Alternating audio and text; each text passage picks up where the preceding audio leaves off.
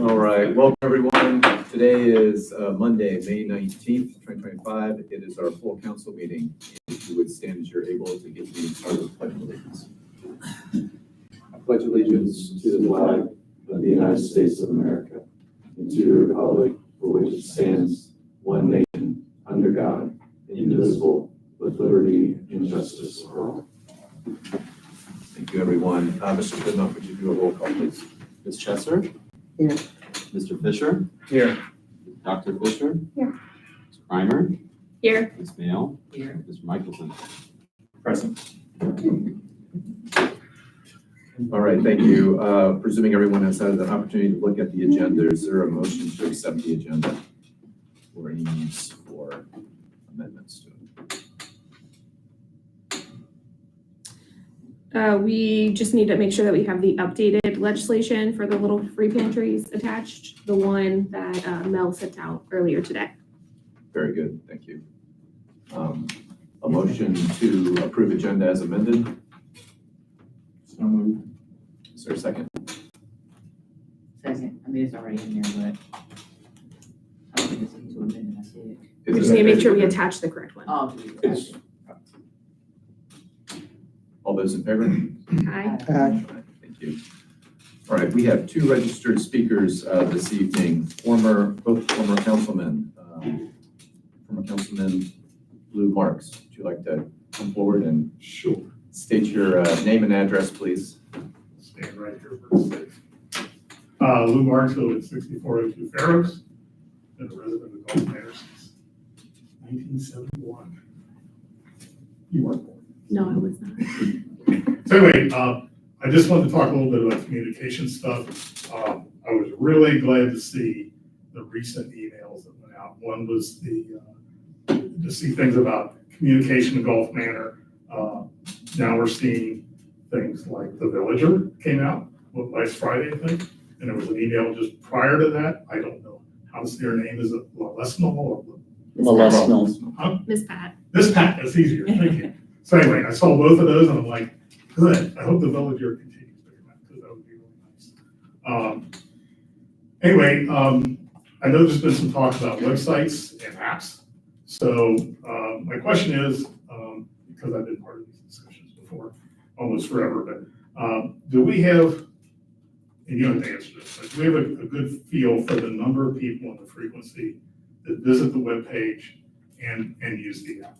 Just wonder if we have that. I don't need to know that right now, but I was wondering if we have that data.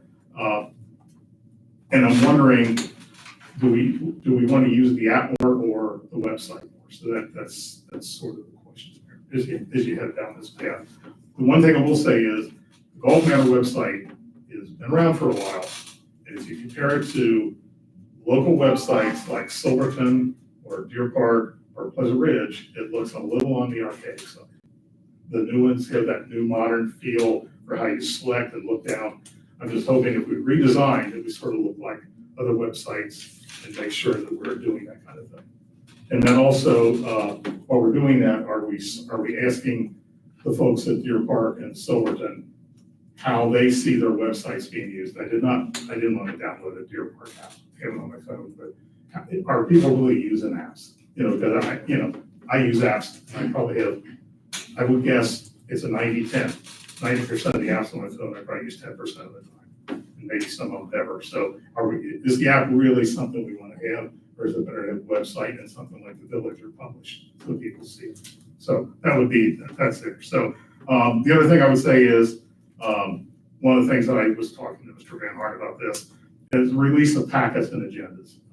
I know we always seem to be up against, and it seems like we're having meetings once a month. I would really feel it necessary that these things don't come out the day of the meeting. So maybe we ought to have at least 2 business days prior. So in my lingo, that would be on Thursday, we have agendas out and all the attachments. And I don't think that's a big ask. But I think the committees issue their own agendas, but I know the administrator can't issue it until he has all the data. So it would be imperative that people are held responsible to get the administrative information for this meeting, because that's the key meeting, right? Because that's where everything's discussed.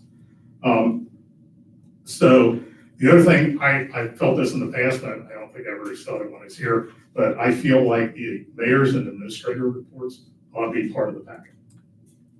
Because there's so much information that's released during the meeting, but people don't know that ahead of time. There might be some things there, but I don't think it'd be very difficult to have those two reports as part of the packets. Now, I think it's right for the residents, right? And we have all the information to them. So, and if you have 28 days to get your write-up together, it seems to me like that's more than enough time. So anyway, I have something else on my agenda, but I already discussed it with the police chief. So we're good. So Lou, I think we can answer the first part of your question If you want to discuss. about how many people use that, because we just talked about it in Yeah. finance today. As, Laser. as a point of order, why don't we, because we have another speaker as well, and we can address, I believe those, that answer will be coming up in our finance report, actually. Oh, yeah? Yes. I'm tight. I'm going to yield. Thank you, To my neighbor. Thank you, Mr. Marks. Former Councilman Van Harn. Name and Roger Van address. Harn, 2521 Fremont. I'm actually gonna tag on and maybe even have a couple connections to what Mr. Marks had to say. For a moment, imagine along with me that our village had a self-driving car with Gulf Manor's village emblem on the sides. It has a speaker on the top and is programmed to travel in and around our neighborhood, sharing news, making announcements, promoting upcoming events, all pronounced over the background of pleasant music.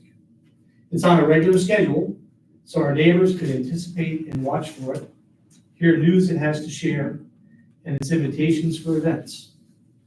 If the car ever appears off schedule, it would be occasional and important breaking news to draw more attention. Wouldn't that be cool? It's easy to see how this idea would reach people because it actually reaches out, travels, speaks with its speaker. It's also easy to see that someone would have to act as coordinator for it to work. Keep it fueled, programmed, recording messages, etc. The first project I ever attempted for our village about 6 years ago was to advocate and improve communication with our village. And it has been revisited numerous times since, with my experience on council and other committees. Little has changed. I was and always have been an advocate for our village app because of all its potential. It can truly reach out, inform, and engage with our neighbors and stakeholders better than any other tool available. It's plain to see that if our app was the car would be sitting in our parking lot, and people would have to walk down to the lot to see and hear what it had to say. No one's coordinating it and sending it on its way. It would be no different than a website. George Bernard Shaw has a great quote that says, "The single biggest problem in communication is the illusion that it has taken place." This illusion that Shaw refers to is demonstrated every time I've heard someone in our village quote, "It's on the website." Today, I'm here to advocate that you recognize the capability of the app to succeed in two-way reporting of issues between neighbors and administration, access information, get notifications, enhance civic engagement, improve efficiency compared to preparing and sending out mailings, and finally, helping gather data. It's especially suited to reach out with agendas and minutes of meetings. I kindly and firmly ask after this, you consider and find a person that you can task to be a coordinator. The immense value of this effort will prove itself in the positive effects for the community. Thank you. Thank you, Mr. Van Harn.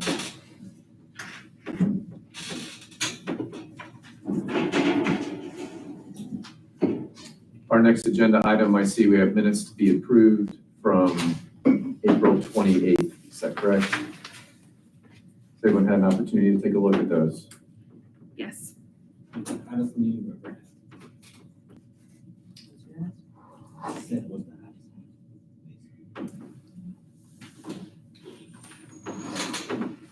I think there's been a couple edits that were shared with Eric already. So have those already been made in the document that's before everyone? No. Okay. But- So- There was a hanging sentence in the first block. So that will be edited in the final Correct. edition. But everything else that we discussed earlier was already updated and was on the website and is already in the official minutes. Okay, wait a minute. So, Sue, what are the changes that are made? All the changes that were made of any substance were already taken care of ahead of time. This is just, there's one word "that" which is hanging at the end of a sentence and just needs to be whited out and a period put there. So the public facing minutes right Public- now would just have a word change, one word change. We'll have a one-word change, Okay. correct? The word "that." That, good. On the first page where Oh, it that. says, Reiterating with that. All right. So any other amendments that need to be made to the minutes? No. And if not, is there a motion to accept the minutes as amended? So moved. Second, I'll second it. all those in favor?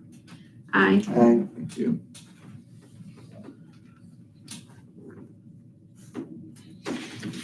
Last one was made with 10 members, apparently.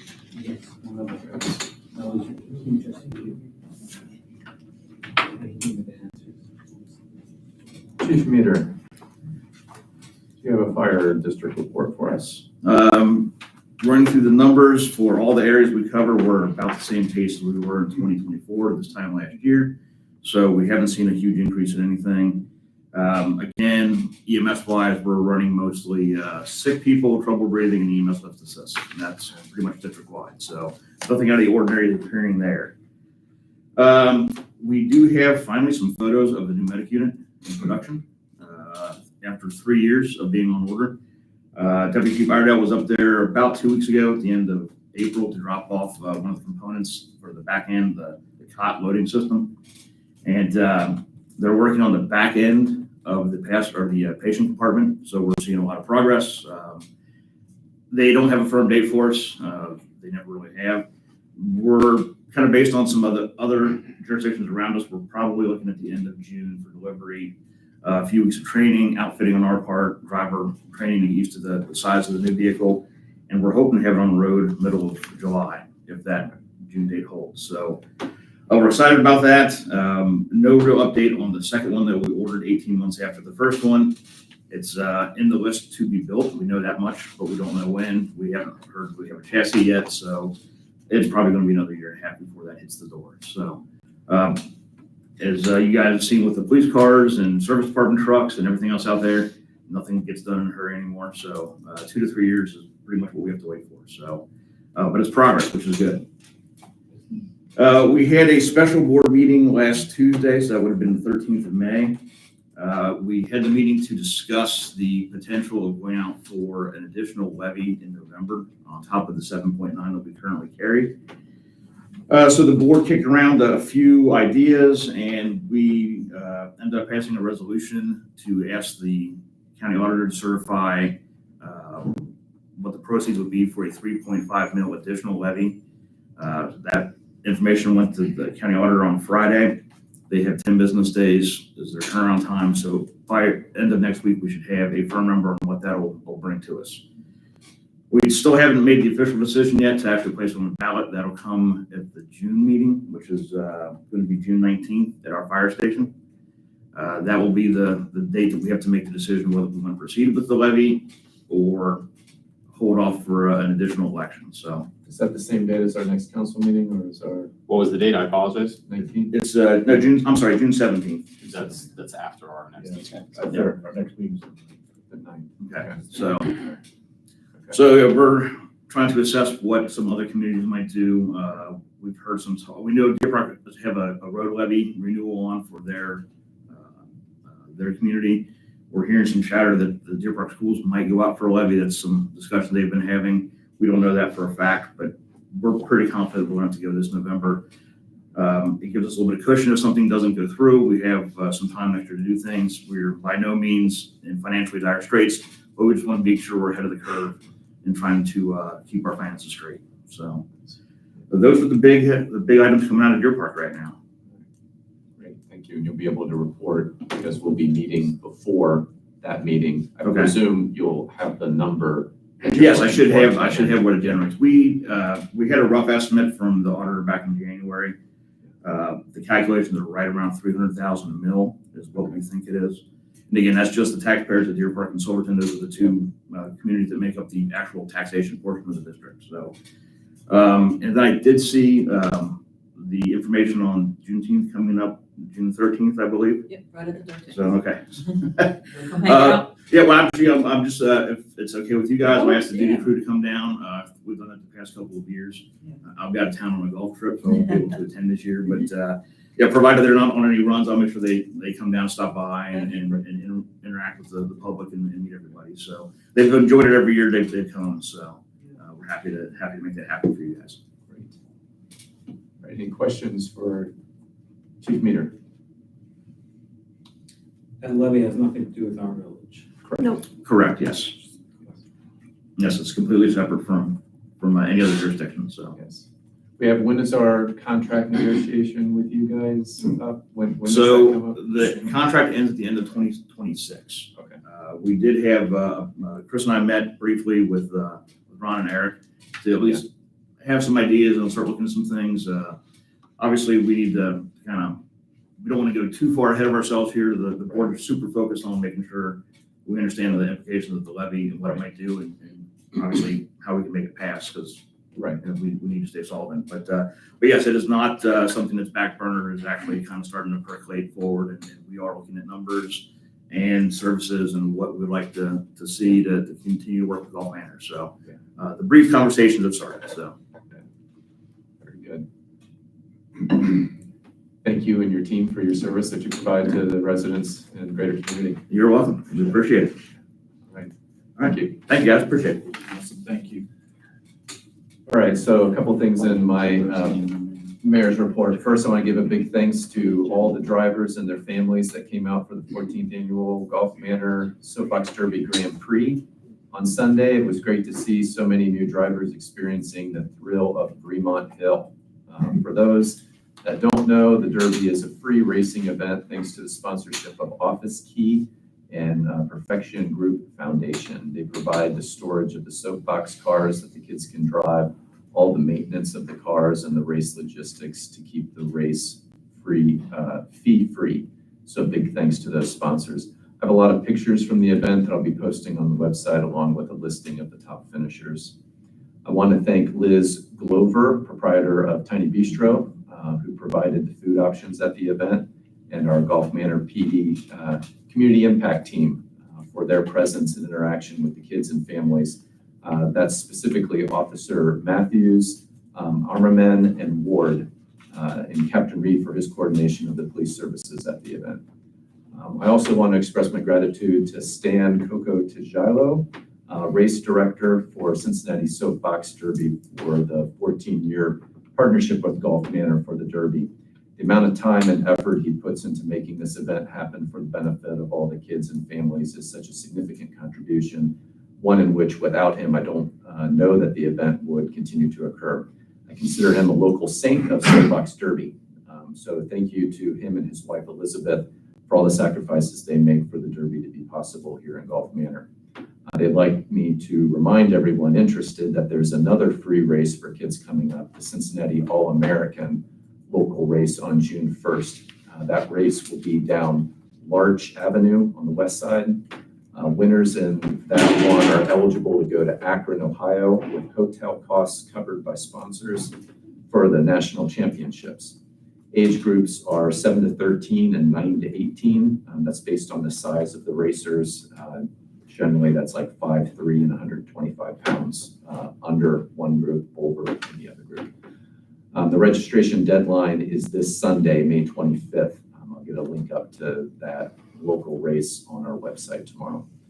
I want to acknowledge former Mayor Alan Zafiro and his wife for their work planning. Was it that they were planting shrubs in front of the building? Cleaning up the beds? Flowers today. Flowers. Pruning, trimming. Yes. Planting day on Friday was rescheduled due to a death in their family. That rescheduled date is tomorrow. That's my understanding. But they came out yesterday to get that work prepared for the volunteers tomorrow. The maintenance department also helped with the cleanup. So thank you to them for that and all those planning on attending the volunteer event tomorrow. I'm thinking Ms. Mail will have more details about the starting times and other details in your report, maybe. I just have the date, I don't have the time. Okay, do we have the times? It's, 9 to begins at 1. 9 9 AM. to 1. And I have a sign up genius to sign up for shifts. Awesome. Phyllis Thomas passed along to me a paper archive of a lot of our Golf Manor newsletters from the 1960s. Many of them, I believe, can be scanned using my printer. But I'll be looking into the technical details of that. I'd like to make them publicly available as individual PDFs. So I'm looking for volunteers who'd be interested in helping with this type of project. Contact Phyllis or I if you'd like to contribute to this effort. There are several openings for volunteers on our committees and commissions. We have, I believe, 2 openings on the Human Rights Commission. Correct. 1 opening on the Executive Committee and 1 opening on Community and Economic Development. Please let Ron or I know if you or someone you know would like to volunteer for one of these service positions.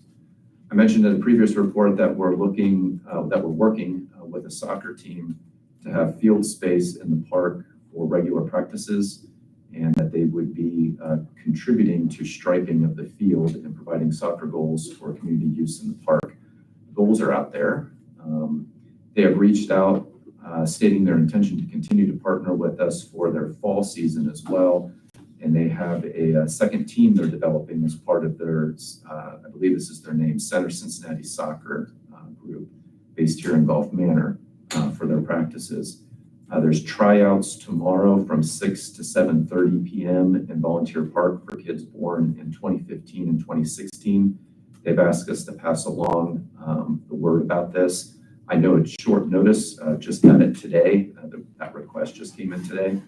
And hope that this relationship with the team continues, allowing us in the years to come to get more of our Gulf Manor kids who are interested and involved in the opportunities the league offers.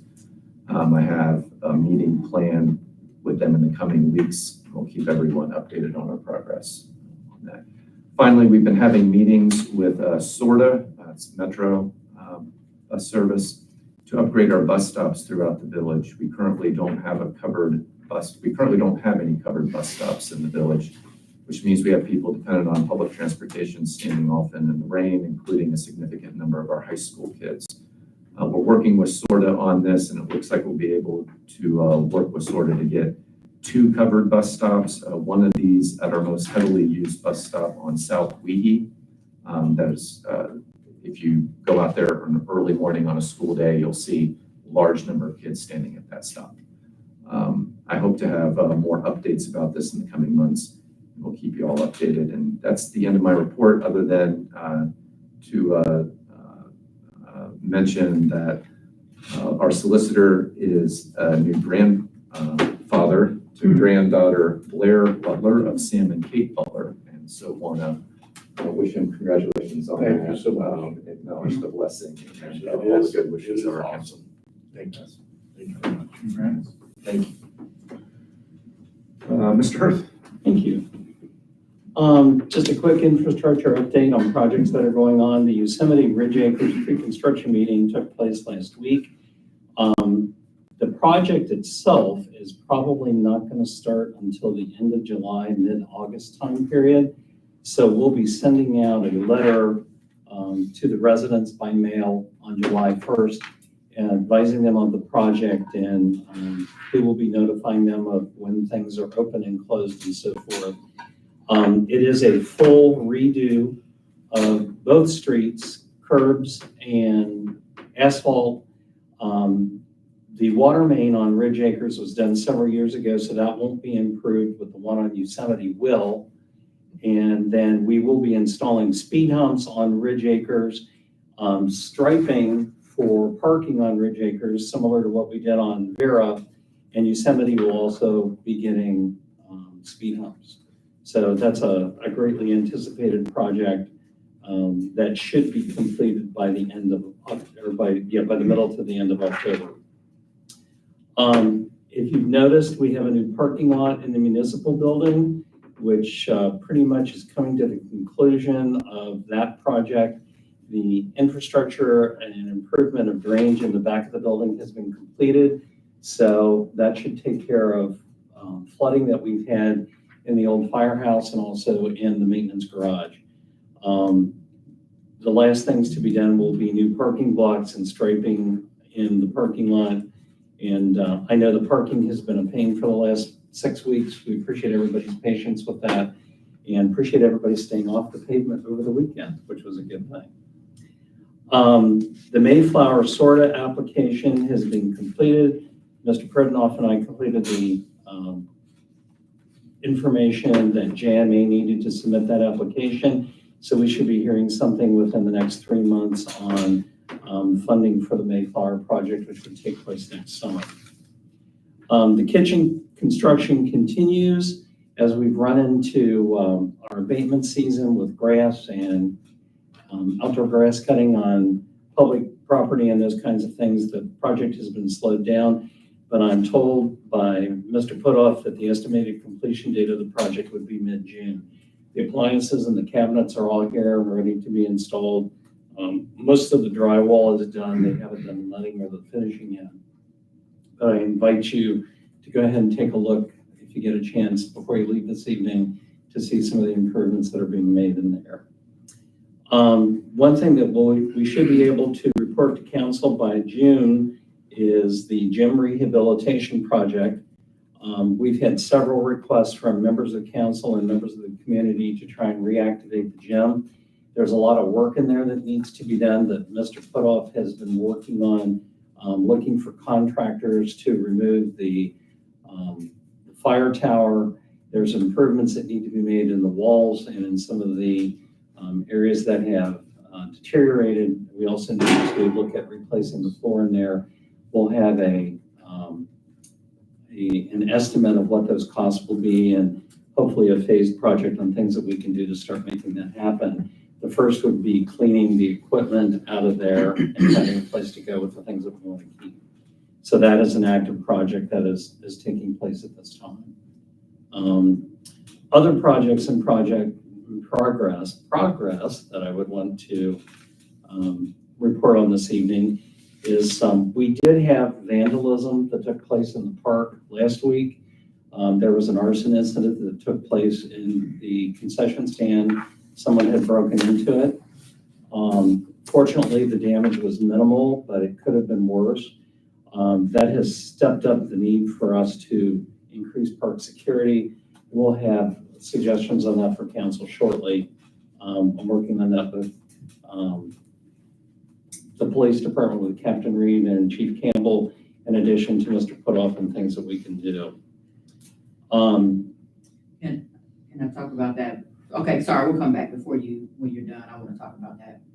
Okay, there, go ahead. And Just that I received a text message from a neighbor on Thursday around 7 p.m. saying he could smell somebody smoking marijuana there, but whoever it was had access to the concession stand. He said they were inside the concession stand, which was like the bigger red flag, like who get in there? well, apparently the door was pried open, and we are we're adding additional protections to keep it from happening Got again. you, okay, The lock, I had expected the lock to be beat up, okay, but that wasn't the case. They Got had shimmied the door open. okay, So- yep, so. As Mayor Dinsmore mentioned, spring planting is taking place in the village. If you know anybody who is interested in volunteering to help do planting tomorrow, the group is going to be meeting at 9 o'clock in front of the municipal building and will be broken down into groups going to the gateways and other projects which are listed on the Sign Up Genius in terms of if people want to volunteer in a specific place. We'll also take people who just want to do whatever they're assigned to do. So if you're listening to this evening and you have some time tomorrow, there are t-shirts and a pizza party at 1 o'clock that are in the works. So feel free to engage in that. I would also mention for the council members that are new, there were Golf Manor home team t-shirts for volunteers that were distributed last year. In the last couple of years, if you'd like one of those, let us know. We have some sizes left and they're not doing any good in a box. We'd like to have them out on people. So just let me know. Mr. Pridnoff this evening reported to the Finance Committee that we are looking at healthcare and employee benefits for the benefit year, which starts August 1st, 2025. Our benefit year runs from the 1st of August to the end of July every year. We were expecting a double-digit increase in healthcare for the cost of the plan. However, our investment in joining the Center for Local Government Benefits Plan has paid off for the last 3 years. It was a little more expensive for us to join in the beginning 4 years ago, but that resulted in 2 years of no increases. Last year, we were looking at a 17% increase. It was only a 10% increase overall. And this year, we were looking at probably 14%. And this year, because they reinvest back into the plan, it ends up being a 5.5% increase, which is way below what's happening in the marketplace itself. We are looking at making recommendations of a small change in our HSA program, which we'll bring before the Finance Committee next month to talk about that. Mr. Pridnoff is currently working on the tax budget for fiscal year 2026. We had a capital improvements meeting with the department heads last week, and we'll have recommendations on some of the projects they would like to see get done for next year, which then also rolls into our Ohio Auditor of State audit. This is a hard audit for 23 and 24. I have on here on my report 24, 25. But that's basically a look at our finances that in our reporting over that time period. We did receive a certificate of exemplary performance for the previous audit, so we're looking to repeat that for this year. And we've submitted the documents at this point, but at this point, they've not given us any time frame on the actual report. Correct. I've reached out to them and multiple times, and their response is, we're working on it. So the ball is in their court, but I'm trying to get a response as soon as possible. So in this time of year, as we reported to finance, the liability insurance audit is taking place.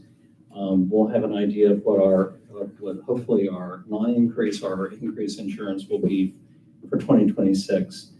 Also, just to let you know that Mr. Putoff is working on summer property maintenance abatement. If you've noticed, there's quite a bit of grass out there that's over 10 inches tall. It hasn't been as much of a problem this year as it has been in the past, but still we want to keep track of that particular process. So council will remember, if we have to go in and abate an issue, we do a door hanger first to notify and a posting that there is a violation. Generally, we do that in the middle of a week to give people the opportunity over the weekend to correct the situation so they have time. Generally, we will go in and actually mow grass at the first of the week. If we have to do that, there is an invoice that is generated that then is sent to the resident to pay. And then you'll recall usually in the month of September, we do an ordinance that attaches that cost if it hasn't been paid to people's property taxes. Our goal is compliance. We don't want to be in the business of cutting people's grass or creating penalties for people not doing that. So generally it's effective. We've actually cut that down to where we've had 30 or 40 in a year. And I believe last year it was only 7 that we actually had to do abatement. So that program is being effective. The Stover Avenue cul-de-sac redevelopment is still on the books at this point, but we've not really made any progress on that at this point. And I also wanted to mention that North Weehee redevelopment, we were in the position of trying to get the owner of the property to have an interest in selling that property to us, but that has not worked out at this point. So we're waiting to hear back from that person at this point. So that would be my report. Any questions? Thank you, Mr. Hurd. No questions, and I'll ask Fiscal Officer, Mr. Pridnoff, for his report. So the Most of the items, obviously I would save for Mr. Fisher's report. We did discuss the April finance packet, and I would just ask for a motion to accept the finance report as was presented in Finance Committee by any member of council. So moved. Second. Any questions? All those in favor? Aye. Objection, I'll say that as passed. That it? All right, let's see, Chief Campbell. Yeah, I have the mayor's court report for April. Total to the village, $4,322. Total to the state, $1,191.50. The county received $236.04. I don't know where the 4 came from. For a total of $5,749.54. That's the end of the mayor's report for April. Chief, may I have that copy of your report, please? Is there a motion to accept the mayor's court report? Motion to accept the mayor's court report. Second, Second. all those in favor? Aye. Second item is the citation report that was generated, coincides with that month. So for the month of April, looks like there were 28 citations issued, and it seems like expired dates are the most common things that are coming across. Always the case. What is the non-compliance FRA? It's a suspension that drivers receive when they don't have insurance when they're cited. Another item I sent out is the calls for service for the month. There's 355 calls for service during April. That number is going to continue to grow as the weather warms up, but it's not a surprising number. And lastly, I just want to mention a few things. We participated in Police Memorial Week, that was last week, which was exceptionally somber because of the passing and the funeral just the Friday before of Deputy Henderson.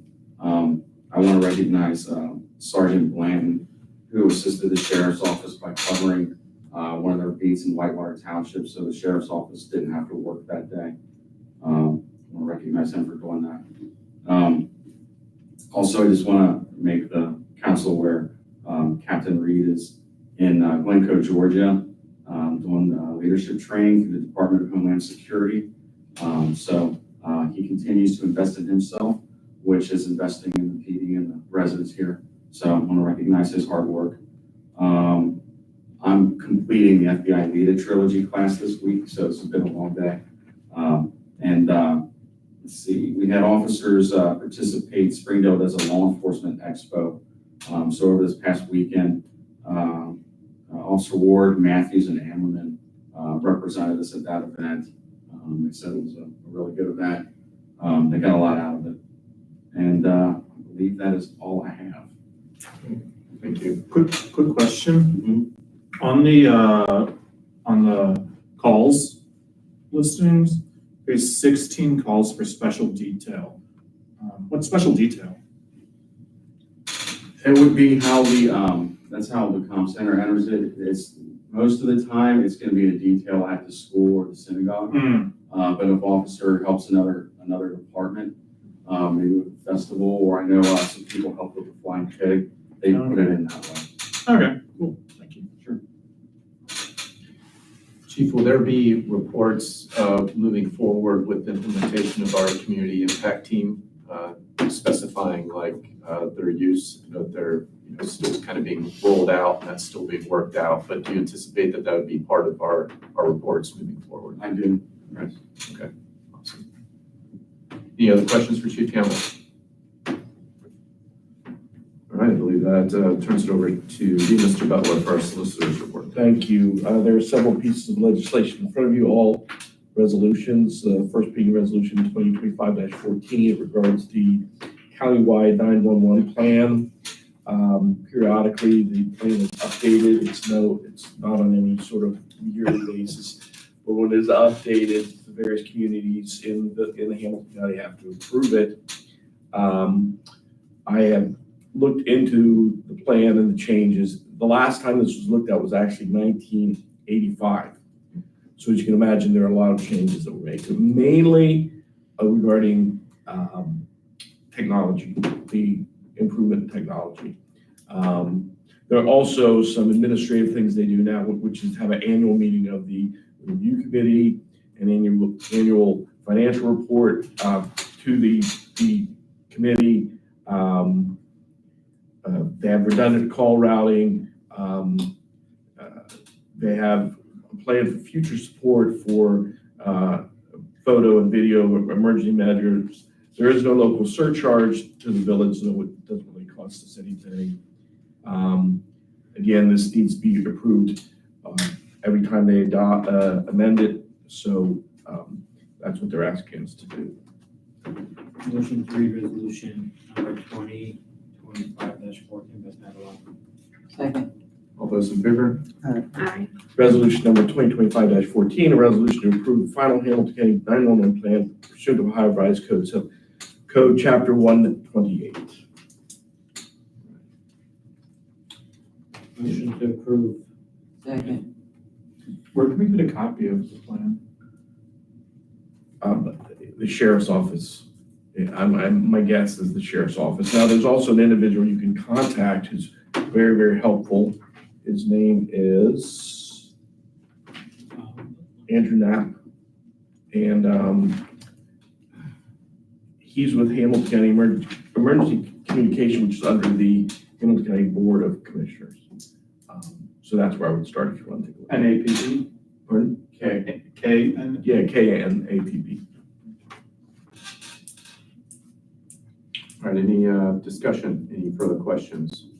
Nope. For the solicitor. All right, we ready for a roll call? Then, Ms. Chesser? Here. Mr. Fisher? Yes. Dr. Fisher? Yes. Ms. Kramer? Yes. Ms. Mail? Yes. Mr. Michelson? yes. The next is Resolution 2025-15. It involves our public records policy. In essence, they did change the law, and this is, I'm sure, the chief will have applauded this. They've changed the law regarding public records and what we can charge for. It used to be, all we could charge for was our actual costs. In other words, 5 cents a page for a record, or something like that. But the police department is inundated with requests for videos. And yeah, from these folks online, they're not necessarily looking at anything specific, they're kind of fishing. Very costly to go through a video and, amend, redact it, so. Yeah, Okay. what do they call those, chief? Body cam. Body, thank you. Which we just bought a bunch of updated ones, right? No, Yeah. we're waiting. Not yet. So anyway, so now they've amended the public records policy or statute for the state that allows us to charge for actual time spent per video hour, which is interesting.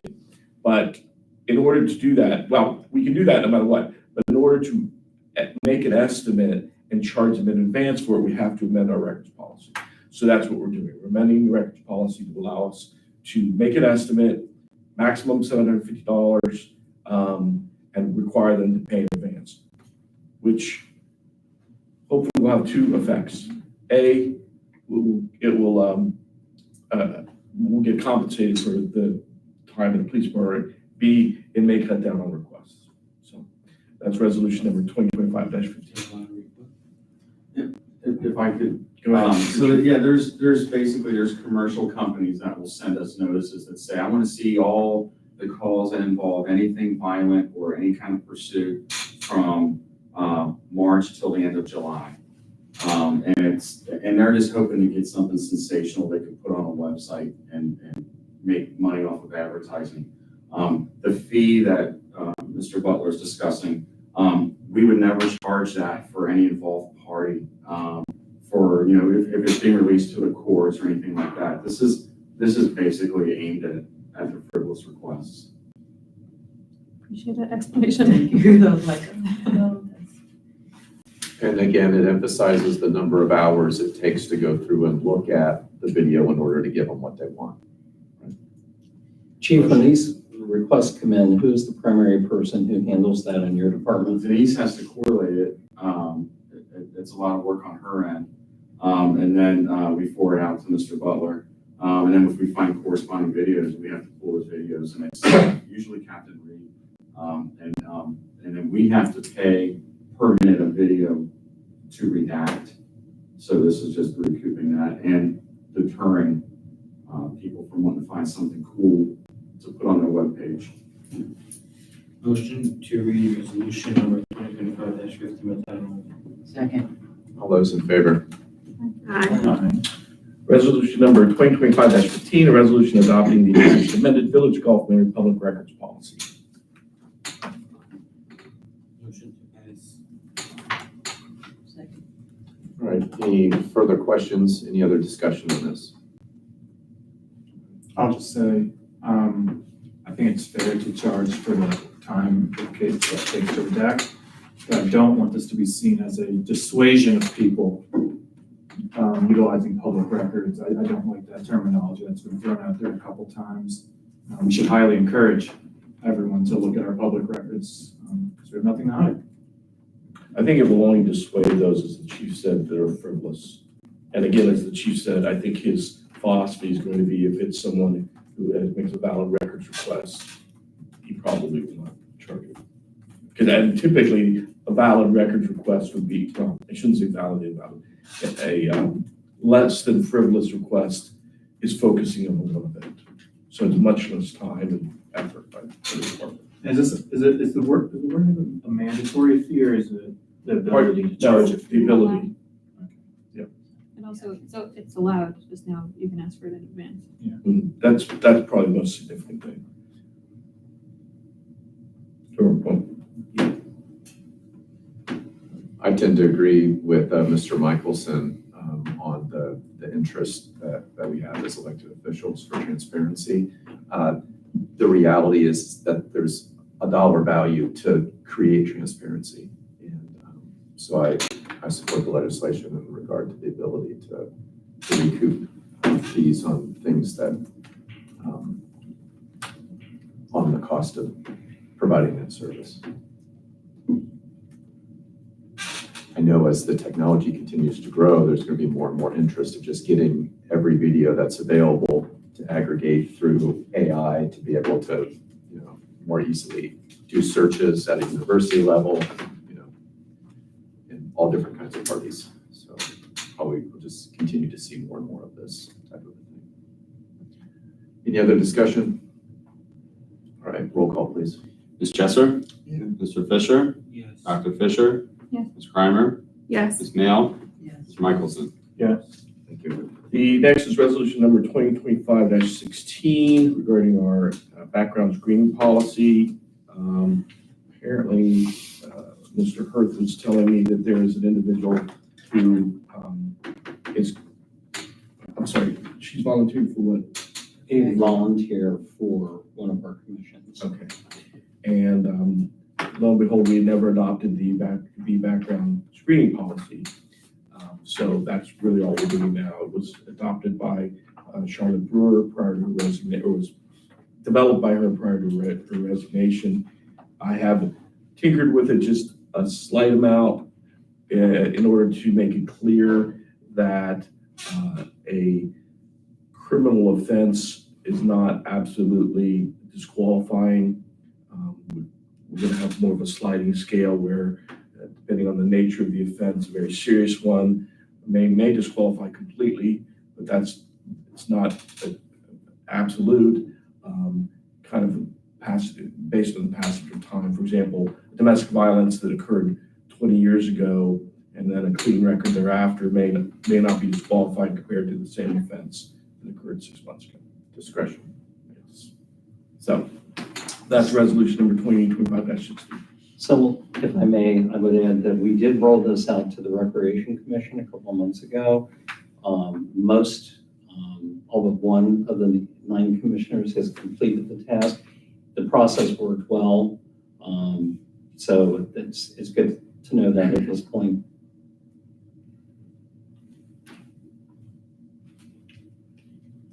Is there a motion? Did we read by title? We did not, because no one made the motion to read by title only. Motion to read by title only. Second. All those in favor? Resolution number 2025-16, a resolution adopting the attached background screening policy and procedure. Is there a motion? My name is spelled wrong now, sir. That's impossible.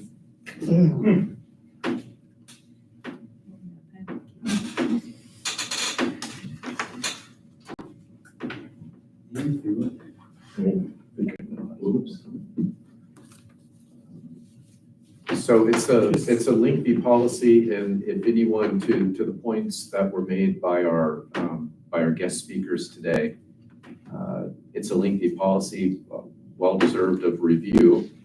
It has been reviewed, but by this body, I'm unclear. I put that to you if you feel that you have not had the time to review it in full. We have already, we're kind of working with this now as it is. It's just not, it hasn't been officially blessed by council yet. If I could ask some clarifying questions, who are we asking to have this background check done? All commissioners, all committee members, all volunteers? Who are we passing this? All volunteers. All volunteers. So our planting day, Pardon? so our planting day tomorrow, we would say nobody can volunteer for that unless they've gotten a background check. No, it's generally just for people who are dealing with children specifically under the age of 18. If that's the case, then we need That's to. not what it says. No, It says that's not all what it says. prospective and current volunteers with rescreens occurring annually after initial check. Yes, that's fair, and that was a debate, because this was debated and discussed. I know I had many discussions with Charlotte about it. I thought it went to executive, perhaps not. Okay, but I know that was really where the rubber met the road, was who are we gonna ask to do this? Because even a volunteer at, say, let's just say Juneteenth, for example, we may not need the person who stands at the gate and lets people in to do a background check. I think Mr. Earth is correct that we really want to focus on events where they're dealing with children, younger adults, whatever. And then who also is paying for this? Because I do recall last year a conversation and Captain Reed talked about whether he could do the background checks in-house or if we were sending them somewhere else. So who is paying for this? Because if we're asking volunteers, we're having a hard time getting volunteers. Asking them to pay for it is also putting up another barrier. It's actually all being done in-house with the police department And at additional cost. that is my recollection, that it's not. Even the BCI, we're doing that in-house and covering the cost, I and believe, the FBI.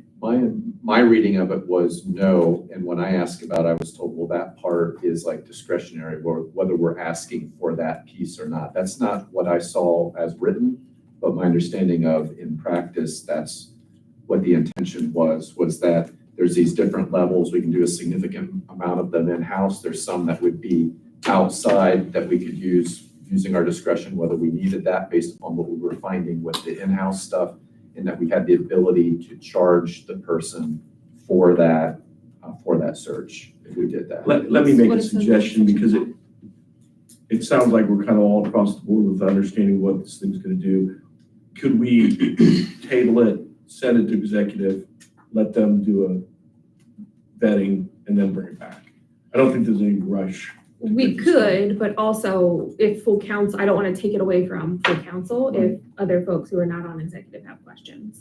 I understand that, but I mean, you can't ever really take it away from council, because executive reviews it. I know it'll But we come can back, table but it. I'm trying to understand if I'm the only one that has questions or if other folks also have There's questions. I didn't put a other motion people. to pass for that reason. Yeah. I assume that's why you were quiet. You were waiting for me to speak up. It sounds like it's something that if full council is going to continue to discuss, something over the table.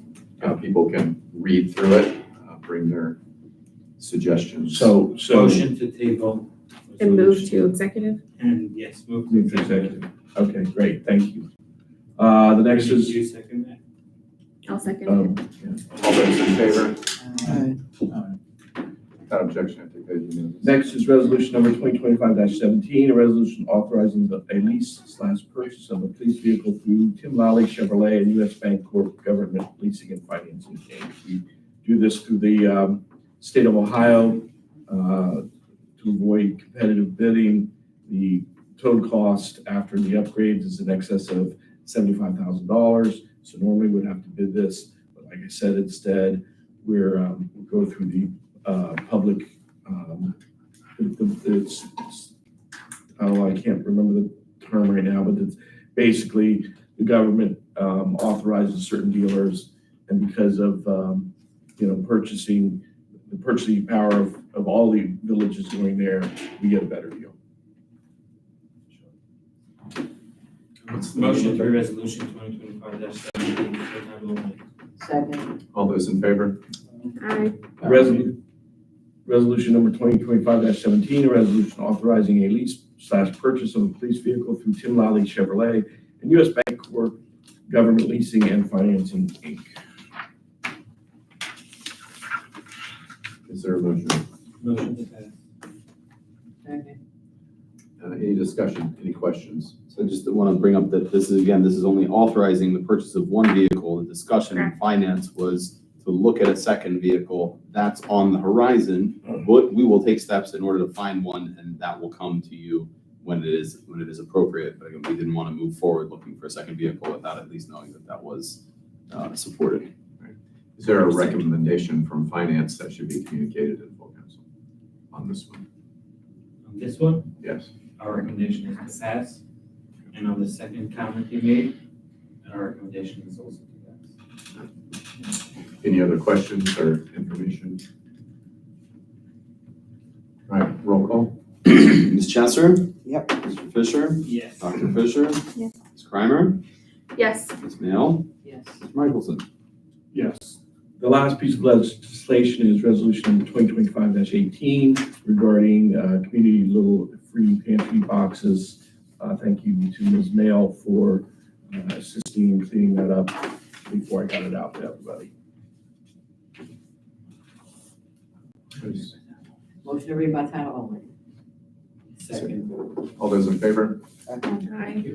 Resolution number 2025-18, a resolution establishing a policy for the placement of community little free pantry boxes on property owned by the Village of Gulf Manor. It's necessary to do that as it avoids us having to amend our zoning to allow for that to go on private. For residents who don't know what this is about, would anyone like to share? Motion to pass. Yes, sorry. Is there a Motion to second? pass. I'll second it. Any discussion? I have some questions.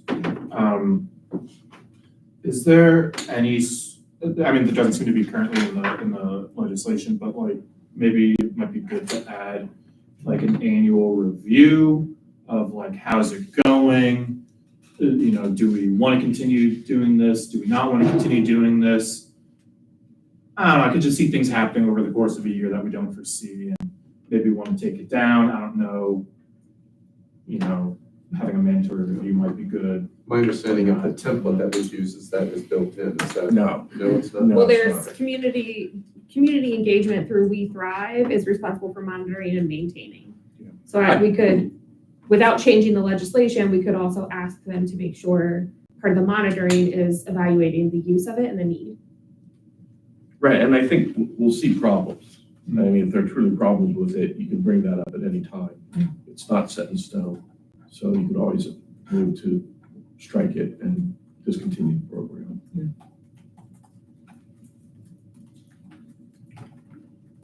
Any other background information that council would like to give concerning this legislation?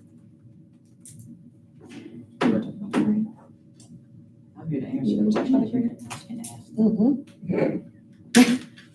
We were encouraged to apply for a grant through We Thrive through the Hamilton County Public Health Department, and passing this legislation is important. That grant application is due June 9th and June 2nd, and we're working on that for a grant of up to think I wrote it for $1,500 for them to cover that, and then we'd be asking the service department to actually build the little free pantries. But they have strongly encouraged, and from our understanding, we are the only ones applying for a little free pantry. So the odds of us getting this are highly likely. But if you, Eric, I've sent Eric the grant application. If you look at that and understand Gulf Manor is a food insecure neighborhood by the USDA's understanding. And what was interesting to me when I was writing this grant is that not only are we a food insecure neighborhood, but we also are a lack of access to vehicles is also an issue that causes us to be more food insecure, which was surprising to me.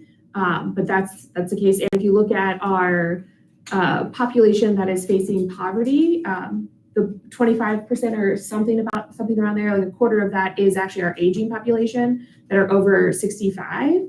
And a quarter of that aging population is food insecure and in poverty. So I think there's a high need in this area, not just for oftentimes when you think about food insecurity, you think about kiddos and summer feeding programs, but it's actually our older population here that is facing the bulk of food insecurity and poverty.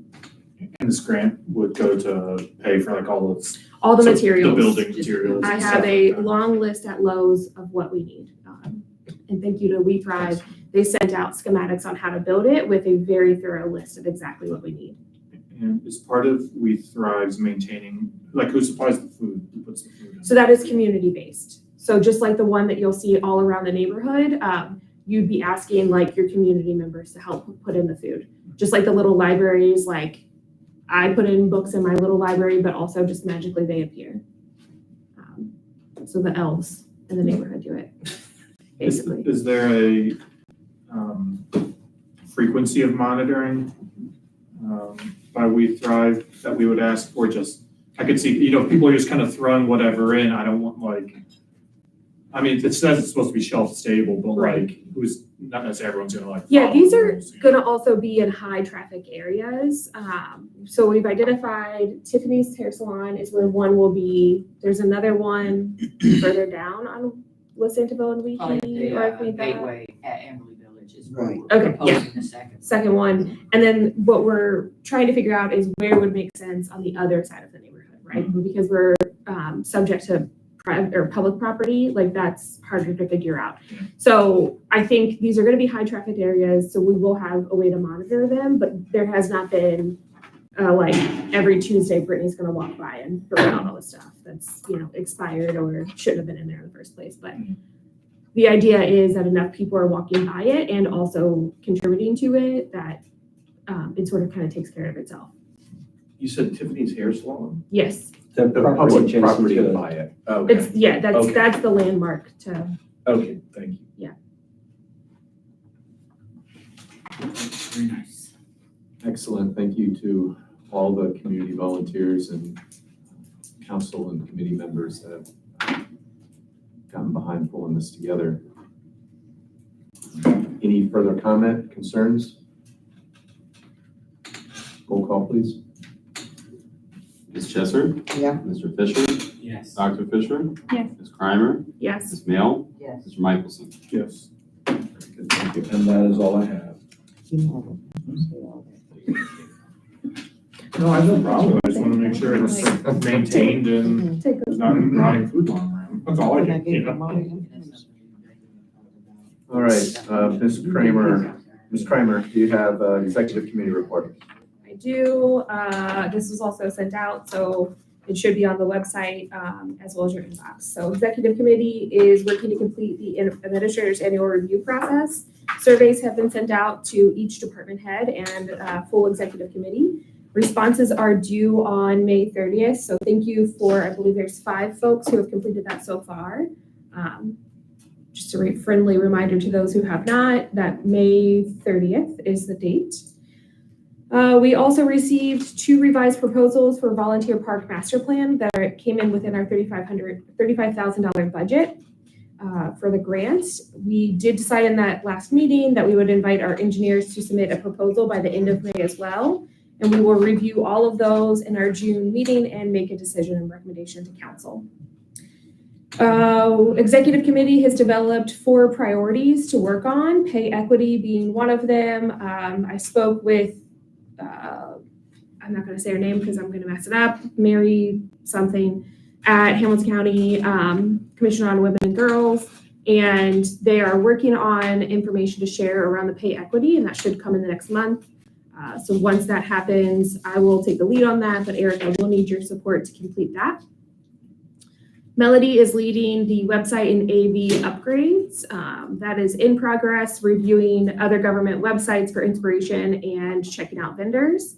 Dr. Fisher has agreed to support with the AV upgrade portion of that, and we will be seeking community member input, specifically on user experience. And David is leading a management audit. And at last update, he had not started that, but will. Next month, we're going to put a timeline to it.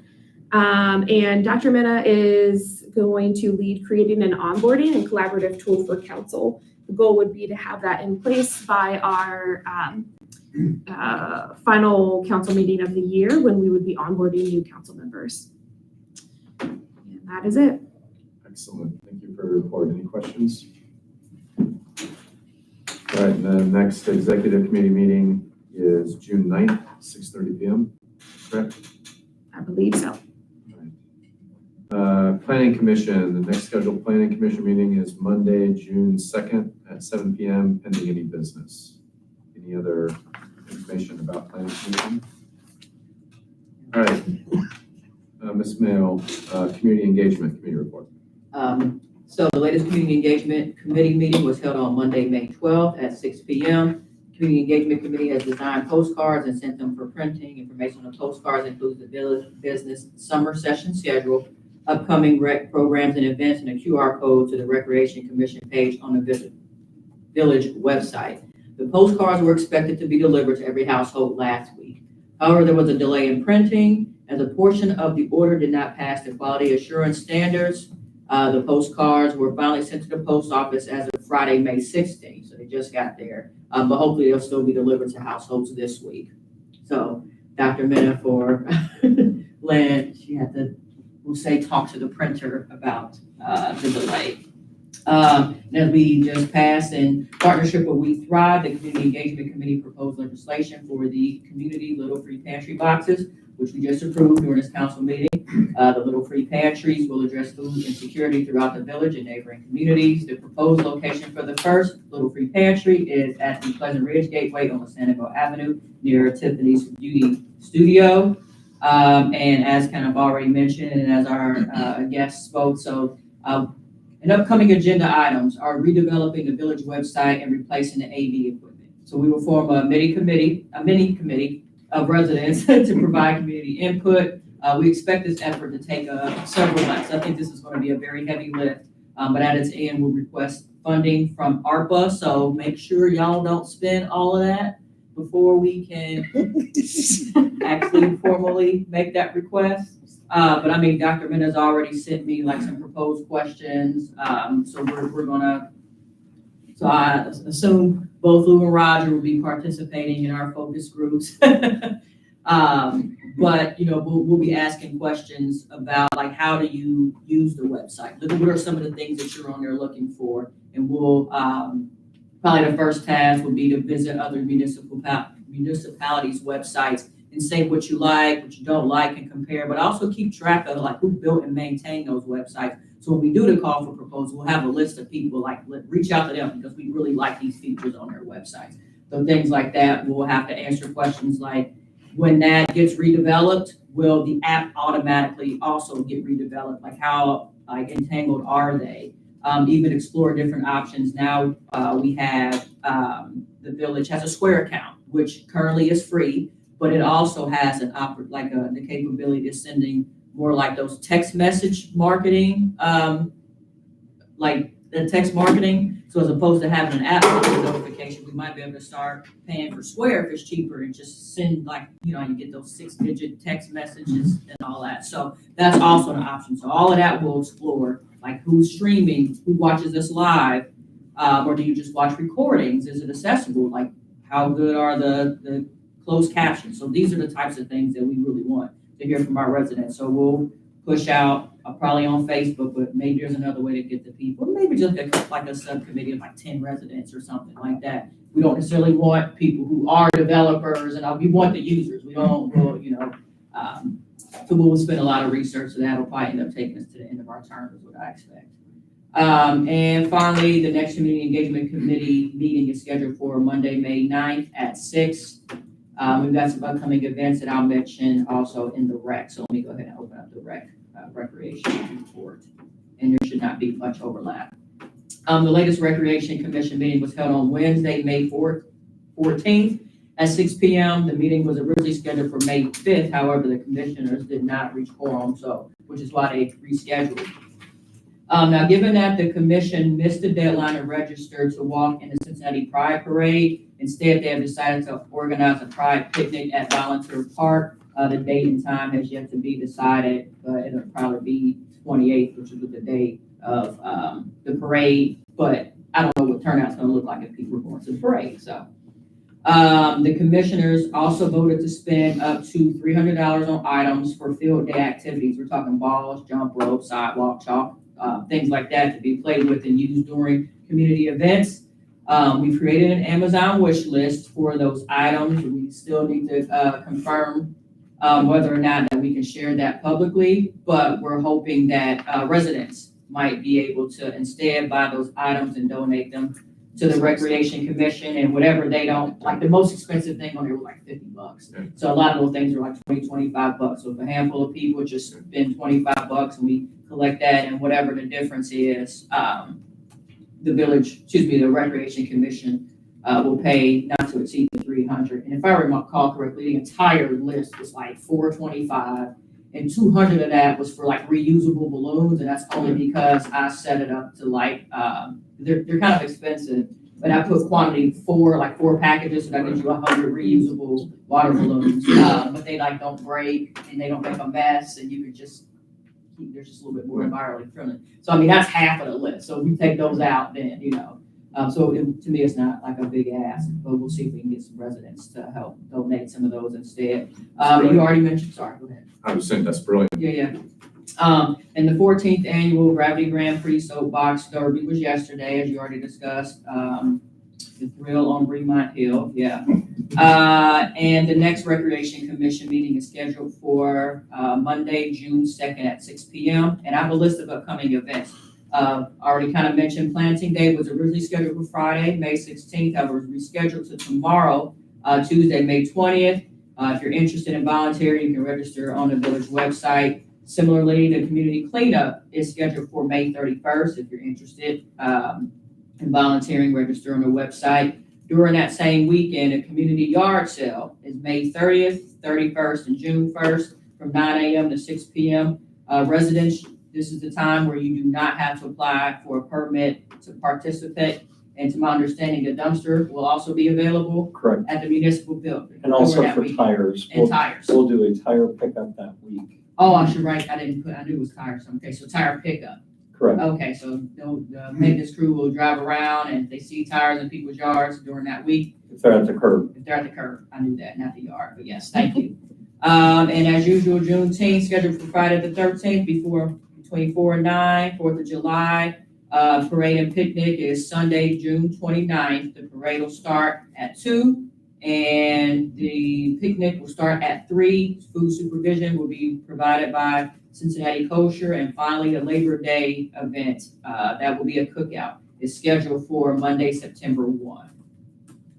And that was the end of both of those reports. So and I would mention on the yard sale, that is going to be advertised in the Inquirer. in 3 Yeah, I remember days. sending that email. Yep, okay, cool. Excellent, thank you for the report. Mr. Fisher, Finance Committee. Finance met tonight, and we discussed, obviously we approved already the 216 to be swapped out and purchase a new vehicle. We discussed a bit of the walking path, and that it's a little overlap with what Brittany was saying, so we utilized that.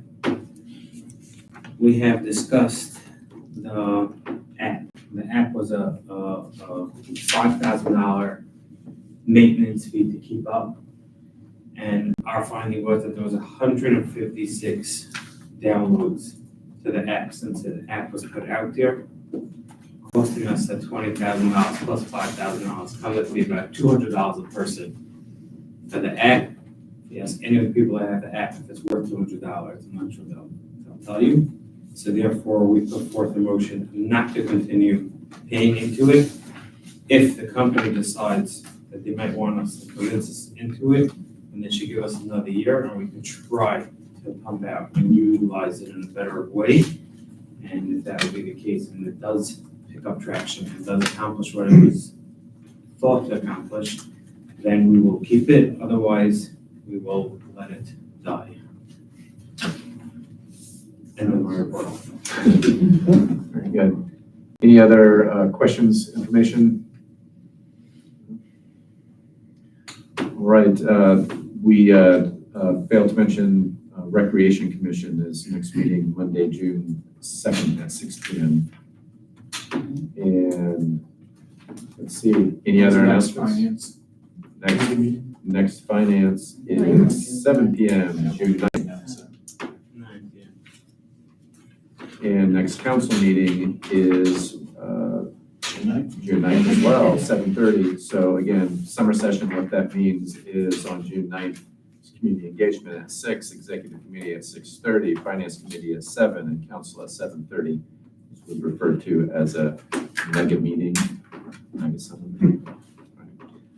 All right. Without any other, There's additional ones after that. there's additional ones.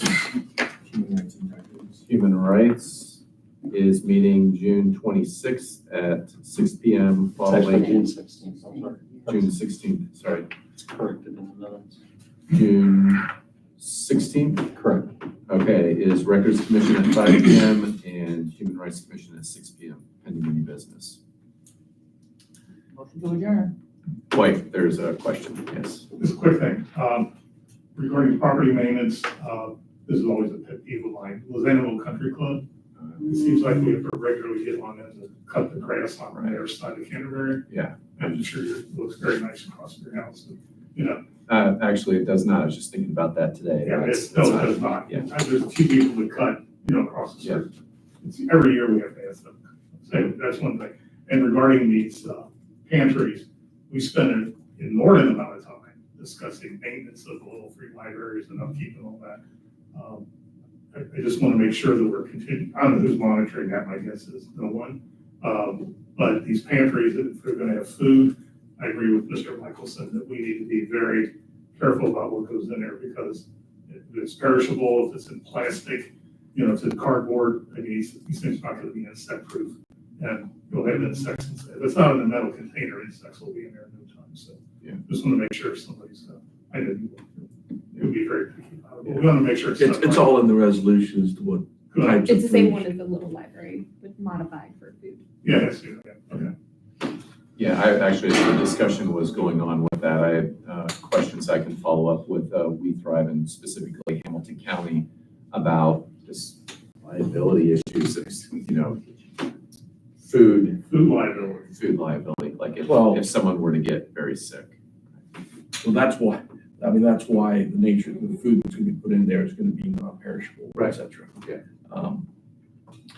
I No, mean, I'm sure they have experience with that. I didn't mean to open up a whole bug in here. What I'm saying is I want to get that information. Yeah, I mean, that's part of it, that was ongoing discussion in, community engagement for a while, actually. And so part of what we put in there should cover liability, but also guidelines. So when I edited, it's like in order to qualify us for this grant, you have to have a specific like HER, health something requirements or. Healthy eating regulations. Yeah, something like that. So there are guidelines that we are required to post in it now. How we enforce it, make sure people actually follow the guidelines, but we do have a liability and that's how we actually qualify for this grant. And I added I added money in the budget to account for printing of signage for that as well. Right. not open a can of worms, I can tell you there's all sorts of reasons why the village would not be liable.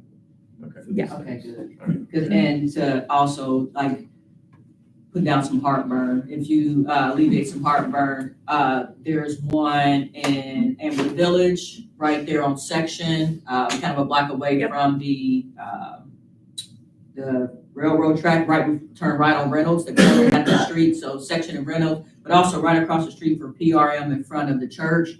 So these are common enough to where, and so the village right smack in the middle, it's just like, well, let's go ahead and also support some of these other communities as well. So they're scattered throughout. Excellent. There's no further questions. There's a motion to adjourn. Second. Roll call. All right, I'm gonna do it. You have to. You have to. Yeah. Oh, Mr. Gosh. There was no Okay. motion, the mayor made the motion, so there's no motion, it's valid. I support the motion to adjourn. Second. I want to do the roll call. No, you can say no. Minute Fisher. Minute Fisher. Yeah. Vote. Yes. Yes. Yes. Yes. White Chester. Yeah. Brittany Primer. Yes. David Fisher.